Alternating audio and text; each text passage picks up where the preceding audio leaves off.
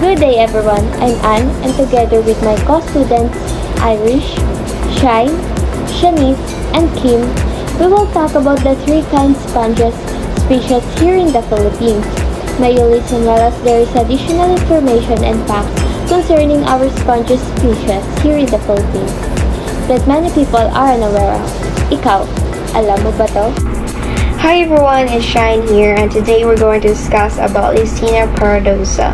It's a type of sponges that also found in the Philippines. Leucaena paradoxa is a marine sponges that recently collected from phennophores of Epicenia marina and spit backwater Karachi coast in May 2015. Its scientific name is Leucaena paradoxa till 1899. The sponge belongs to a Hemiastrialidae family. It is widely distributed in the Western world and the Indo-Pacific region as well as in the Pacific zone of Indonesia and Micronesia. So how can we conserve them? A lot of people harvesting sponges because they can use them different ways like on art, decoration, and even disease treatment. So I think it's the best way to conserve Leucaena paradoxa is to not over harvesting the sponges. The sponges are important as well as Leucaena paradoxa because a diverse sponge population can affect water quality on the reef as the sponges filled with water collect bacteria and process carbon, nitrogen, and phosphorus. So, fun fact about Leucaena paradoxa, they can live up to 1,000 years or even 2,000 years. So that's it for our Leucaena paradoxa. Hello everyone, Irish Tolentino here, introducing to you our second kind of sponge with its biology, ecological importance, and conservation method. Biemba fortis. So, what is the biology of Biemba fortis? Biemba fortis, top scent 1897. Biemba fortis, biology. Classification, Biota. Kingdom, Animalia. Phylum, Porifera. Class, Demospongiae. Subclass, Heteroscleromorpha. Order, Bemnida. Family, Biemnidae. Biemna. Species, Biemna fortis. Rank, species. Synonymized names. Desmacella fortis, top scent 1897. Unaccepted genus transfer. Parent name, Biemna Gray 1867. Environment, milieu, climate zone, depth range, distribution range, sessile. Depth range, 1 to 30 meters. Reference, 116210. Tropical. Fossil range, recent only. Life cycle and mating behavior. Members of the class Demospongiae are hermaphroditic. Life cycle, the zygote develops into parenchymelia larva, free swimming before settling down on a substrate where it grows into young sponge. Ecological importance. Regardless of these differences, sponges are important inhabitants of coral reefs ecosystems.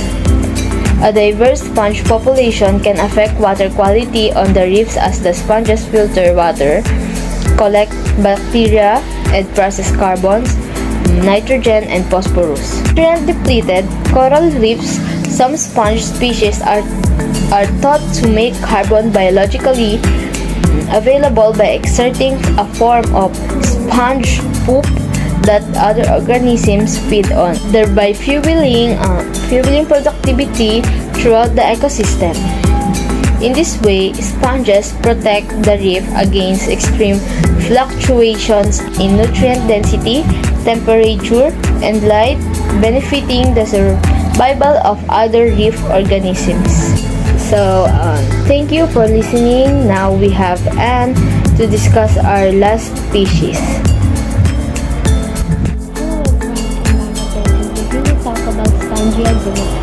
So what is Spongiozonata?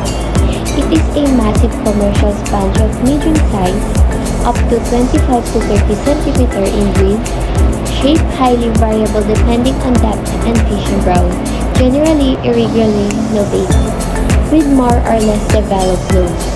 Surface non-arbor, finely convolute, with convolutes usually 200 to 300 high. Osculus are simple and irregularly dispersed.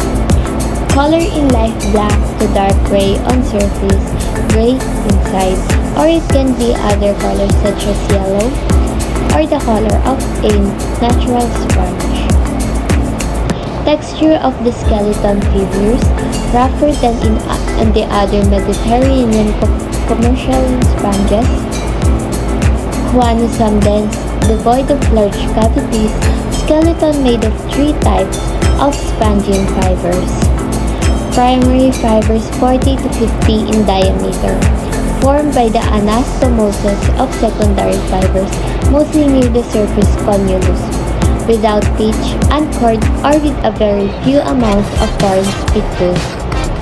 Secondary fibers in two sizes, the larger 23 to 40 in diameter, forming a dense reticulation.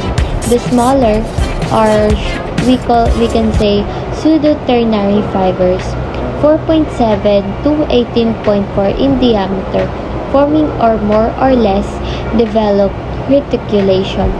Its geographical distribution is in eastern Mediterranean Sea, possibly also in the southwest basin, and it has with a depth of 25 to 85 meters.